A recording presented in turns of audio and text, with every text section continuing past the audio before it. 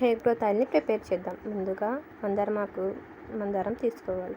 తర్వాత కొద్దిగా మెంతులను తీసుకొని కరివేపాకును కూడా యాడ్ చేసుకోవాలి. ప్యాన్ తీసుకొని అందులో కొద్దిగా వాటర్ని యాడ్ చేసుకొని హీట్ చేసుకోవాలి. బాగా మరిగిన తర్వాత అందులో మందారం ఆకును వేయాలి, మళ్ళీ మెంతులను వేయాలి, ఆ తర్వాత కరివేపాకును కూడా వేయాలి. బాగా మిక్స్ చేస్తూ కలపాలి. తర్వాత కోకోనట్ ఆయిల్ని యాడ్ చేసుకొని మిక్స్ చేసుకోవాలి. బాగా ఉడికిన తర్వాత స్ట్రెయిన్ చేసుకొని ఒక బౌల్లో తీసుకొని కొద్దిగా మనం విటమిన్ ఈ క్యాప్సూల్స్ వేసుకొని తర్వాత కాటన్ తీసుకొని బాగా డిప్ చేసి హెయిర్కి అప్లై చేసుకోవాలి. రూట్స్ అయ్యేంత వరకు అప్లై చేసుకోవాలి. తర్వాత హెయిర్ మొత్తం కూడా అప్లై చేసుకొని మసాజ్ చేసుకోవాలి.